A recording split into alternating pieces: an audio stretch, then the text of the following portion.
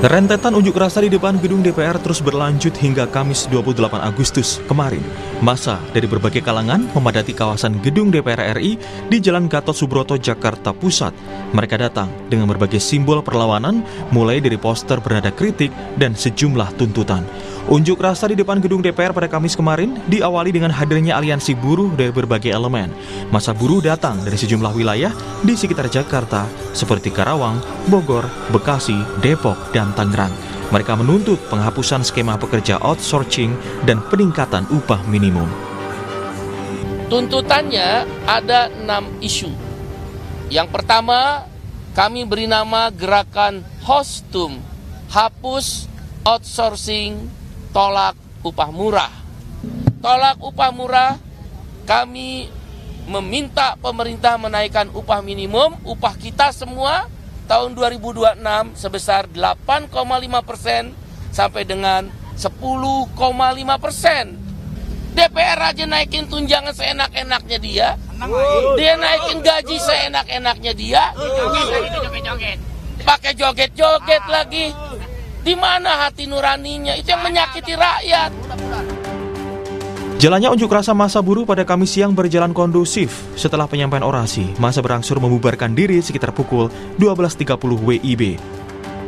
Selanjutnya massa beratribut mahasiswa datang ke gedung DPR RI setelah massa buruh membubarkan diri. Mereka datang untuk mengungkapkan kekecewaan atas isu gaji dan tunjangan anggota DPR RI. Unjuk rasa yang digelar mahasiswa pada Kamis sore berlangsung ricuh.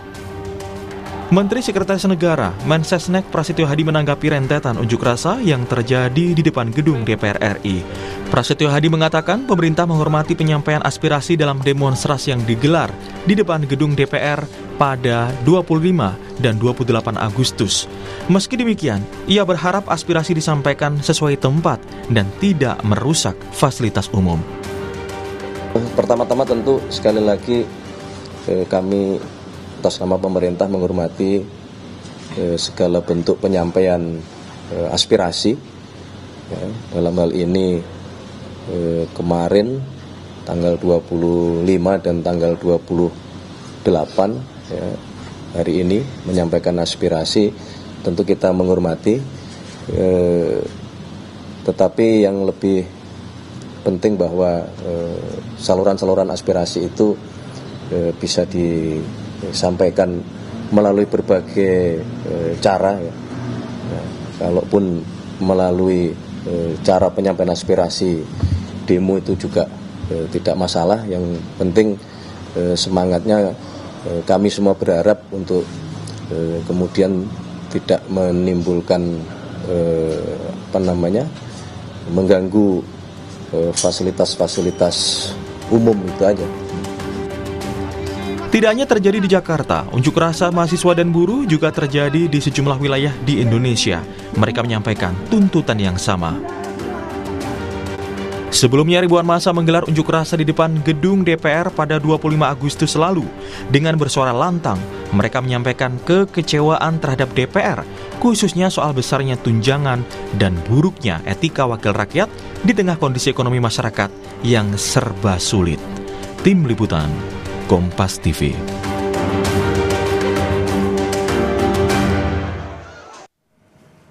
Rentetan unjuk rasa di depan gedung DPR terus berlanjut hingga Kamis 28 Agustus kemarin. Mereka datang dengan berbagai simbol perlawanan, mulai dari poster bernada kritik dan sejumlah tuntutan. Lantas apa saja tuntutan mereka dan seperti apa respons dari DPR mengenai unjuk rasa yang terjadi pada 25 dan 28 Agustus kemarin? Kita sudah bergabung bersama sejumlah narasumber. Melalui sambungan daring ada Kang Oleh Soleh, anggota Komisi 1 DPR RI fraksi PKB, kemudian ada Direktur Eksekutif Trias Politika Mas Agung Baskoro. Dan nanti juga akan bergabung saudara di studio ada Wakil Ketua Umum Serikat Petani Indonesia sekaligus Ketua Majelis Nasional Partai Buruh Agus Ruli Ardiansyah, namun masih dalam perjalanan. Saya sementara ke Mas Agung dan juga Kang Oleh. Selamat pagi Mas Agung, Kang Oleh. Pagi Mas Bremana, Kang Oleh, semua pemirsa. Ya.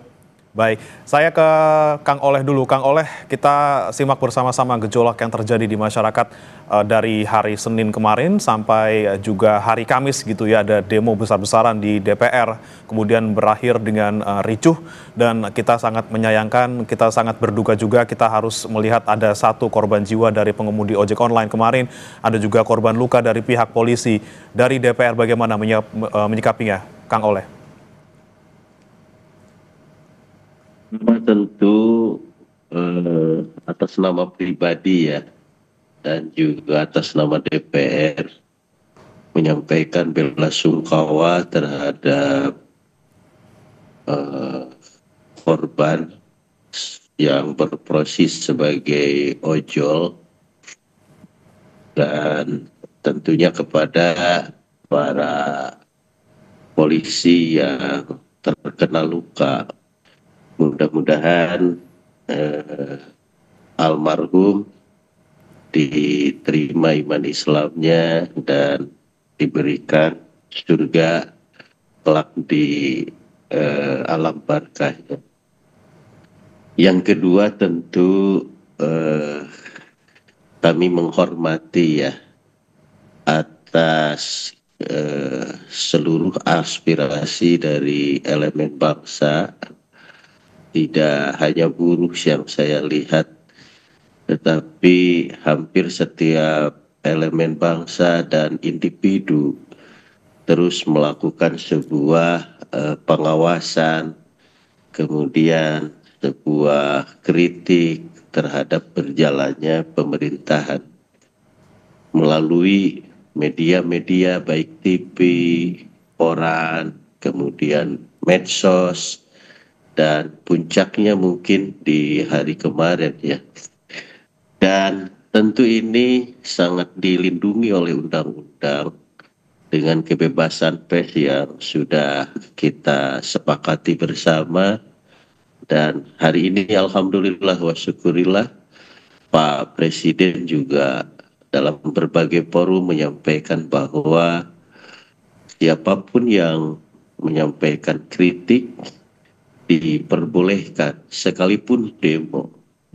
Tetapi tentu penyampaian aspirasi ini, penyampaian saran, kemudian kritik dan yang lain-lain, tentu ini juga ada aturan yang harus kita hormati bersama, baik itu di media sosial, di TV, dan bahkan melalui demo-demo.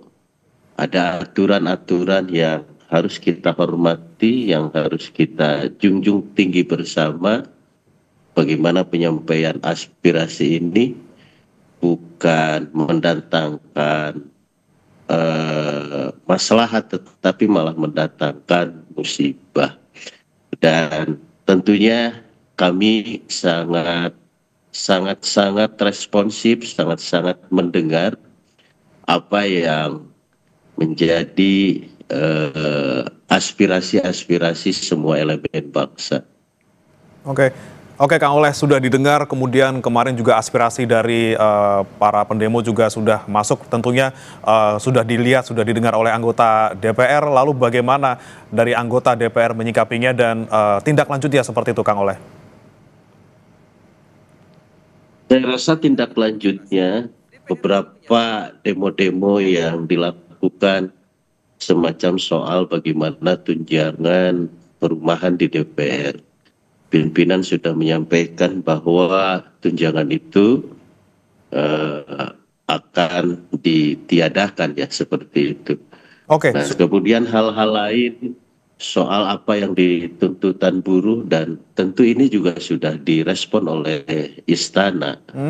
Juru bicara dari Istana juga sudah menanggapi hal ini, dan tentu akan dirumuskan melalui kementerian terkait. Intinya kalau kami melihat bahwa baik DPR maupun pemerintah dalam hal ini adalah eksekutif, tidak pernah membiarkan apa yang menjadi keluh kesah dan aspirasi masyarakat. Ada respon, memang bisa direspon dan bisa dipenuhi hanya beberapa persen, ada juga yang Tidak bisa dipenuhi dengan pertimbangan-pertimbangan lain.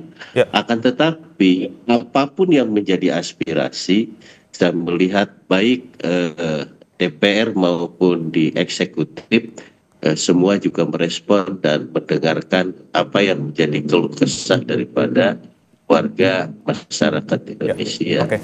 Kang Oleh, saya pastikan kembali tadi Anda mengatakan tunjangan ditiadakan ini untuk bagian mana saja? Apakah termasuk juga tunjangan rumah yang 50 juta per bulan itu?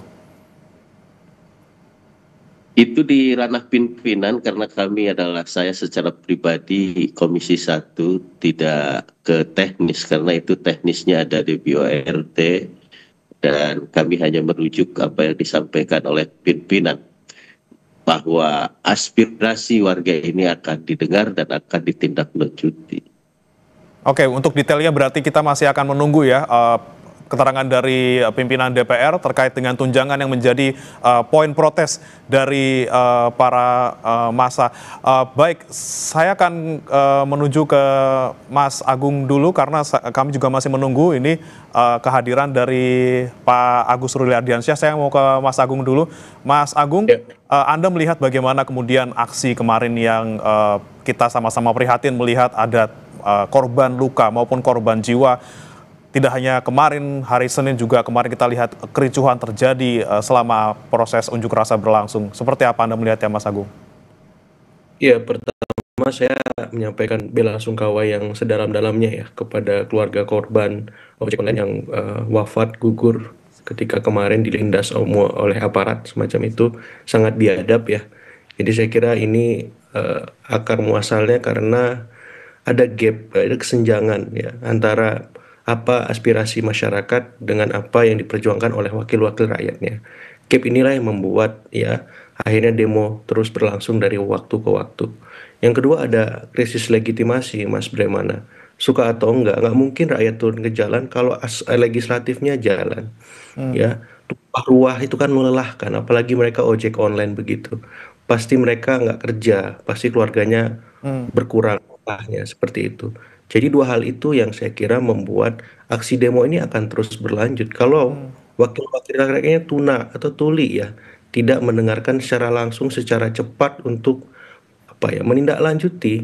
Ini rakyatnya kan lagi kena kontraksi ekonomi yang dalam, gajinya berkurang banyak, bahan-bahan sembako fluktuatif harganya.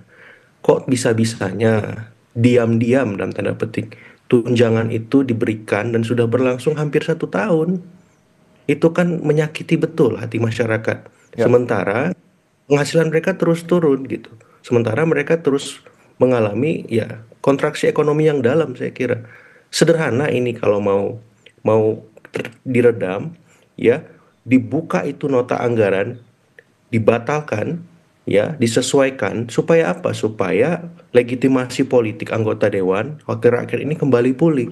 Karena kalau ini dibiarkan tanpa ada gebrakan, terobosan yang spektakuler untuk mengatasi ini akan terus berlanjut seperti itu. Nah, ini belum kita bicara soal tuntutan teman-teman buruh ya. Alhamdulillah sudah direspon oleh Pak Presiden. Ada Dewan Kesejahteraan Buruh dan PHK semacam itu. Tapi saya kira ini perlu ditindaklanjuti secara konkret segera gitu. Maksud saya situasi sekarang lagi nggak kondusif. Jadi jangan main-main dengan aspirasi masyarakat.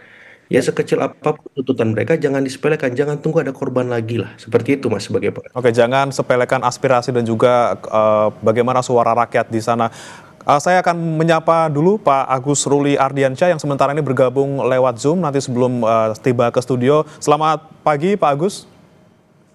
Selamat pagi. Ya, Pak Agus, kita tahu kemarin memang aksi dilakukan tidak hanya oleh buruh tapi juga oleh kalangan mahasiswa seperti itu dan juga kalangan masyarakat lainnya. Kemudian kemarin kan ada beberapa poin yang disampaikan oleh buruh juga.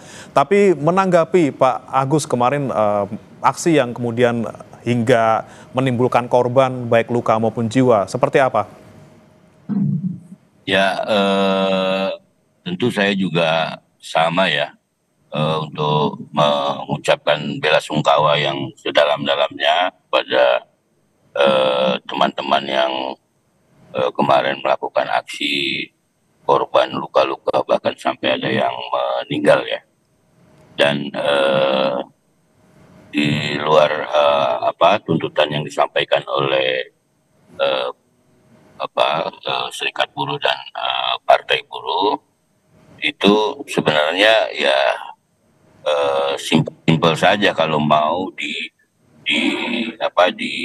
direspon lah ya, diselesaikan. Tadi sudah disampaikan bahwa ya jangan membuat justru responnya jadi kontroversi ya, apalagi dengan adanya korban ini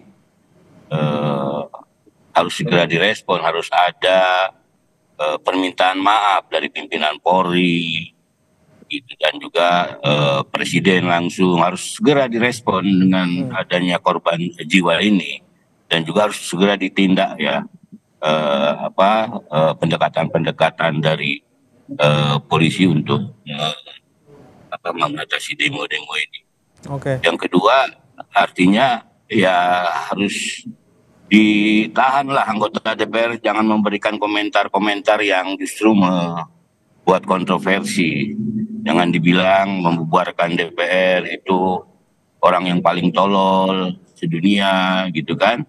Terus juga yang terakhir, pemberian bintang Mahaputra yang juga makin menyakiti hati rakyat, itu juga harus dievaluasi. Jangan juga satu sisi merespon, menyetujui tuntutan rakyat, tapi sikap-sikap yang lain justru, atau kebijakan-kebijakan yang lain justru kontroversi. Teman-teman buruh kan sudah memperingati Hari Buruh dengan Bapak Presiden kan 1 Mei. Nah, ini belum ada secara konkret tindak lanjutnya. Dewan Kesejahteraan Buruh, menghapus outsourcing, itu kan sudah disetujui. Gitu. Belum ada tindak lanjut ya, Pak Agus ya, terkait dengan apa yang disampaikan sebelumnya. Tapi yang menjadi pertanyaan kami juga, Pak Agus, kemarin kan memang yang menjadi ricuh kemarin malam itu adalah ketika ada suara terkait dengan memang tunjangan untuk anggota DPR yang fantastis seperti itu. Tapi apakah dari kaum buruh juga menyuarakan hal itu? Apakah stick pada 6 poin terkait dengan kesejahteraan buruh? Iya, karena kan setiap tahun kan memang ada pembahasan ya mengenai upah minimum buruh ya di setiap tahun di bulan September ini. Priorisasi jelas ya. Nah, ditambah dengan justru ugal-ugalan tunjangan dan fasilitas anggota dewan yang disetujui kemarin, dengan ada joget-joget, dan itu kan membuat hati rakyat sangat marah. Nah, menurut saya harus memang segera direspon lah oleh pimpinan negeri ini, baik dari pihak kepolisian maupun Presiden, meminta maaf gitu, dan akan mengevaluasi. Itu mungkin salah satu upaya untuk bisa meredam ya. Saya tidak tahu setelah kawan ojol ini meninggal ya. Gitu. Respon yang juga yang banyak yang memanfaatkan keinginan bahwa kita akan terus rusuh ya, semakin membesar. Nah, ini yang harus kita antisipasi. Makanya menurut saya salah satu solusinya adalah Pak Prabowo dan Sigit ya sebagai Kapolri langsung cepat membuat respon. Inilah respon yang nantinya kita tunggu gitu ya Pak Agus ya. Jangan sampai kemudian kemarin kita simak bersama ada pernyataan-pernyataan kontroversial dari anggota DPR terkait dengan tuntutan masyarakat. Kita akan bahas usai jeda, saudara, tetap bersama kami di Sapa Indonesia Pagi.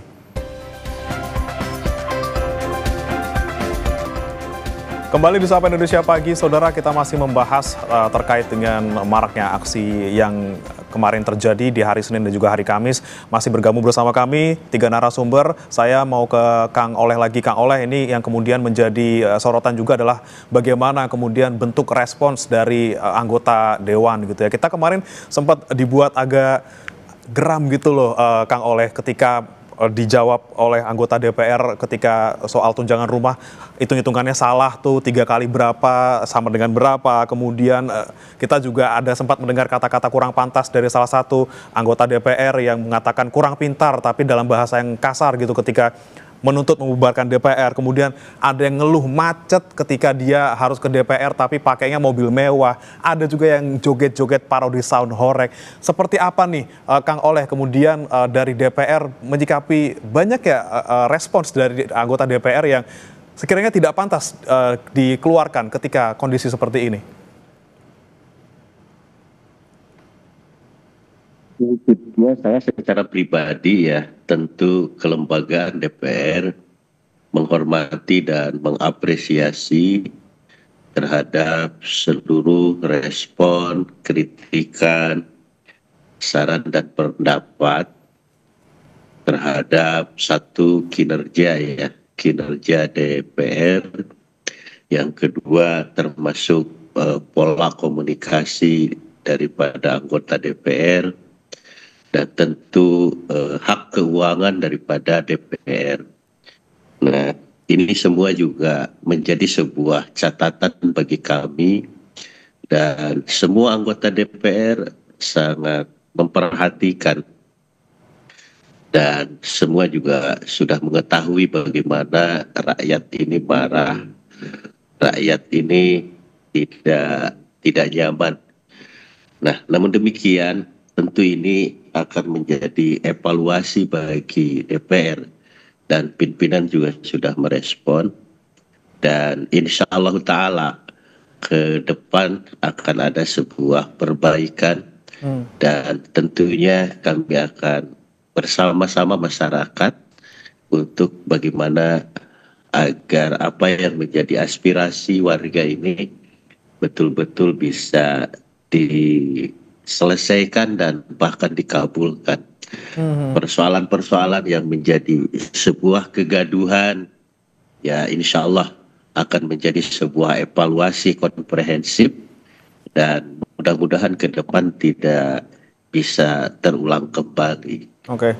Baik, menjadi evaluasi dari DPR. Kemudian saya ke Mas Agung. Mas Agung, Anda melihat bagaimana kemudian komunikasi yang dilakukan oleh beberapa anggota DPR yang kemudian membuat masyarakat cukup tersulut gitu ya emosinya dengan respon-respon yang tidak sepantasnya kemarin sebelum terjadi demo. Anda melihatnya seperti apa harusnya komunikasi politik yang dilakukan oleh DPR kepada masyarakat dan bagaimana seharusnya mereka merespon apa saja menjadi tuntutan masyarakat saat ini? Ya, pertama memang secara institusional DPR ini harus tampil ya, secara bersama-sama ya. Saya belum lihat secara bersama-sama itu ketua DPR, wakil-wakil ketua, pimpinan DPR untuk merespon ini secara kolektif kelembagaan, bukan person by person. Yang kita nggak tahu itu gimana juntrungannya, ya, kejelasannya, kelanjutannya, transparansinya. Sudahilah tidak transparansi itu, sudahilah ya meminimalkan partisipasi publik, sudahi keugal-ugalan sebagai wakil rakyat. Itu penting saya kira. Yang kedua, saya mengapresiasi Pak Soleh mau hadir di Kompas TV hari ini. Karena apa? Seringkali anggota-anggota Dewan lebih banyak absennya merespon ini semua. Ya saya berharap sering-sering anggota Dewan tampil tapi dengan komunikasi publik dan politik yang baik, yang santun, dan tidak membuat hal-hal yang kontraproduktif. Ya, karena ini hak anggota Dewan bicara. Supaya apa? Bukan hanya orang-orang di dapilnya yang bisa mendengar, tapi seluruh rakyat Indonesia. Hari ini semua mata melotot ke DPR. Kalau DPR-nya tidak merespon, hilang, absen, bahaya. Ya, masa akan terus tumpah ruah ke jalan. Jadi saya mengapresiasi Pak Oleh mau tampil hari ini dan saya berharap akan lebih banyak lagi anggota-anggota Dewan yang hadir di media-media, di podcast-podcast, di online-online, mengaktifasi websitenya, kanal-kanal media sosialnya, tapi tampilnya dengan komunikasi yang proaktif, persuasif, ya, empatik, ya. Saya baru melihat tadi malam Pasha Ungu datang ke rumah ojek online itu. Saya belum lihat secara institusional DPR merespon ini. Baru saya lihat respon dari negara, Menteri Sekretaris Negara, Kapolri. Ya DPR-nya belum secara institusional semacam itu. Nah hal kayak gini jangan dibiarkan lagi. Tampil lebih awal karena ini wakil rakyat kita gitu. Nah, kalau ini terus dibiarkan, terus berlarut-larut, saya khawatir seperti itu. Nah yang ketiga yang ingin saya sampaikan juga di sini adalah apa ya? Saya susah mencari padanan kata yang pas untuk menggambarkan situasi sekarang. Ya seringkali kan terputus aspirasi masyarakat dengan anggota dewan yang mewakili mereka. Ya jadi saat ini saya kira DPR perlu lebih intensif untuk menyapa, mendengar warga lewat kebijakan-kebijakan populis, Mas. Ya, kalau hari ini ada kritik besar, ya prolegnasnya diproduktifin, didahulukan yang pro rakyat. Ya, tunjangan-tunjangan yang kurang sensitif itu dibatalkan. Ya kalau memang teman-teman butuh minimal disesuaikan, tidak naik sefantastis itu. Jadi tidak bisa lagi hanya lewat kata-kata maaf, tapi ada tindakan-tindakan konkret, tindakan-tindakan yang menunjukkan DPR itu berubah. Ya, tindakan ketika undang-undang mau direvisi, mau dibuat, libatkanlah publik. Ya jangan sampai undang-undang ini kita nggak tahu, nggak dengar, tiba-tiba sudah disahkan. Seperti itu. Oke, inilah Begitu, Mas. kemudian ya bagaimana komunikasi antara anggota dewan dan juga masyarakat harus dibangun.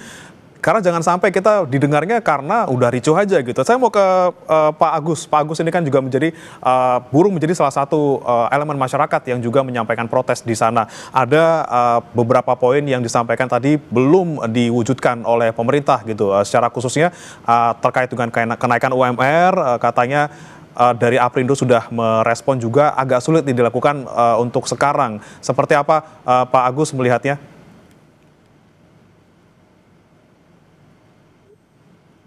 Pak Agus?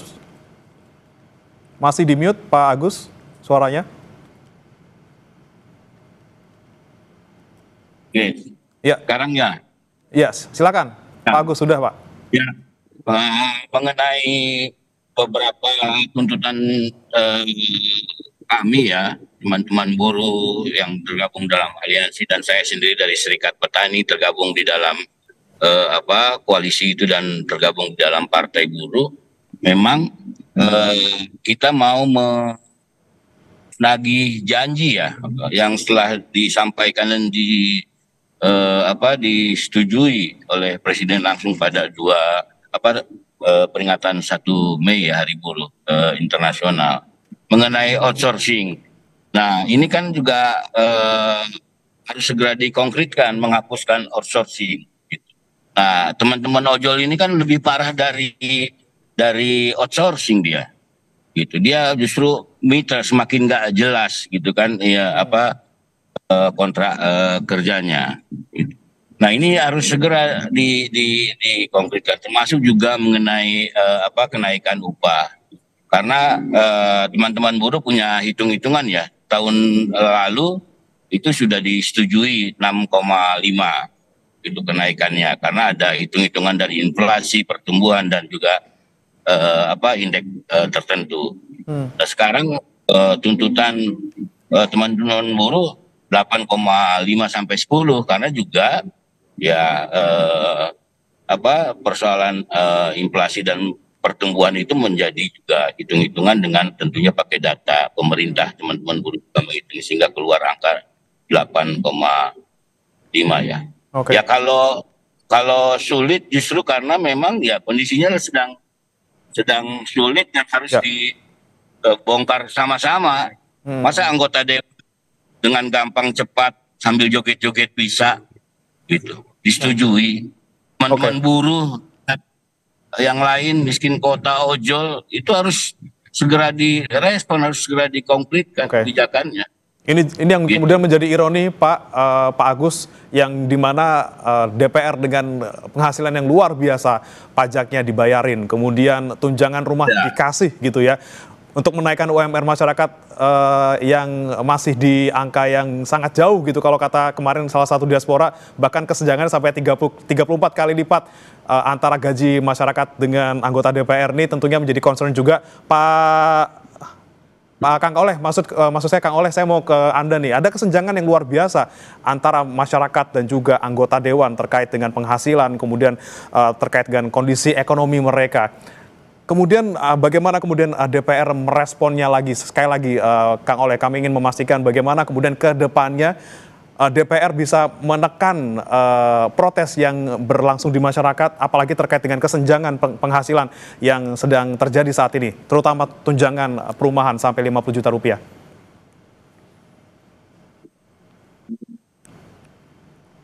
terkait besaran gaji ya dan tunjangan, pada prinsipnya kami memahami dan ini juga sudah direspon dengan baik oleh pimpinan ya. Namun demikian, publik juga harus melihat secara keseluruhan ya, bahwasanya DPR ini bukan hanya DPR sesungguhnya. Kalau misalkan diklasifikasikan DPR dengan eselon 4 atau sejajar dengan menteri misalkan, atau misalkan di bawahnya ada sekda, ada ini. Nah ini juga sesungguhnya karena saya dulu dari DPRD kabupaten, kemudian provinsi, sekarang DPR RI. Nah ini hanya sebagai autokritik saja dari pribadi ya, dari pribadi. Sesungguhnya ya wajar-wajar saja dan menghormati atas apa yang disampaikan oleh masyarakat. Namun demikian tentu juga kami harus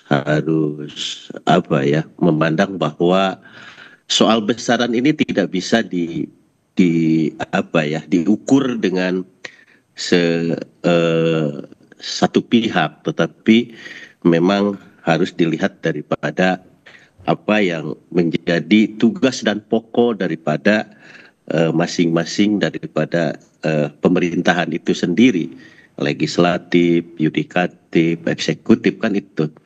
Dan tentunya ini juga melalui tidak serta-merta sesungguhnya ada sebuah perhitungan sebagaimana yang disampaikan oleh buruh tadi itu sama.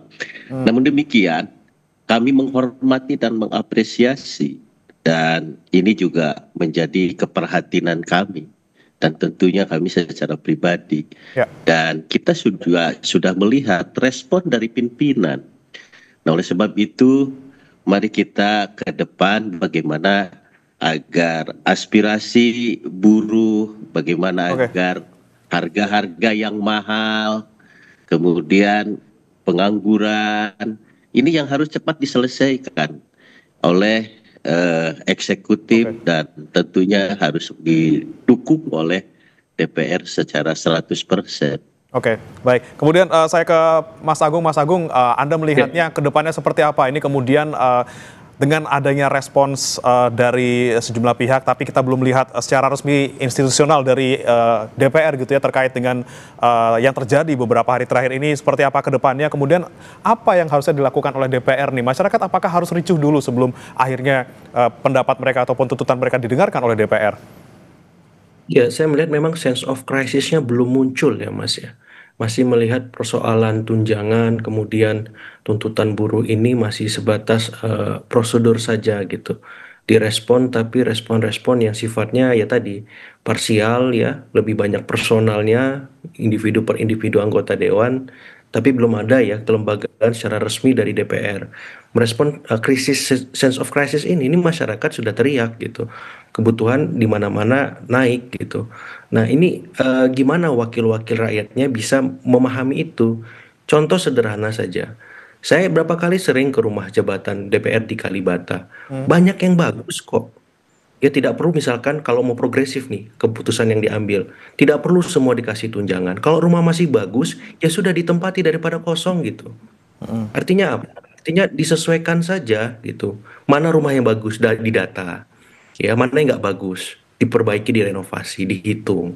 Jangan-jangan biayanya lebih murah gitu. Karena saya Mas Premana Pak Oleh, saya berapa kali main ke teman-teman dewan Pak.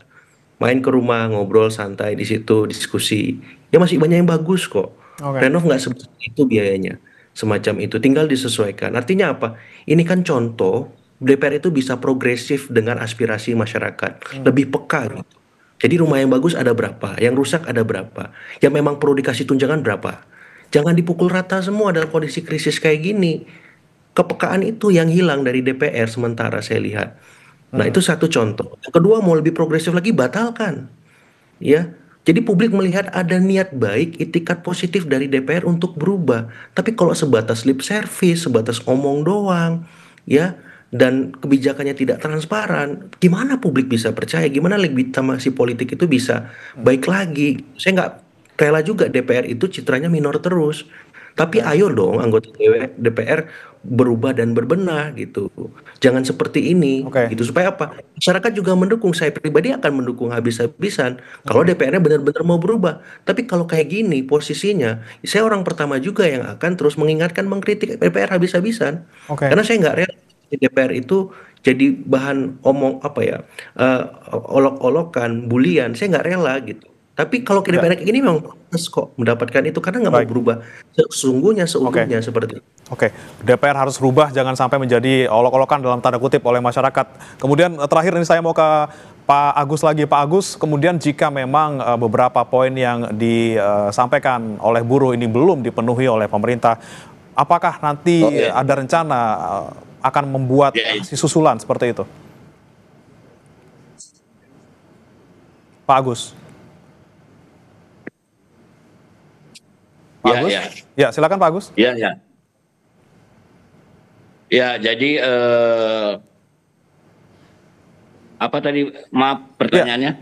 Kalau misalnya belum ada respon ataupun belum memuaskan apa yang menjadi tuntutan dari buruh, apakah akan ada aksi susulan?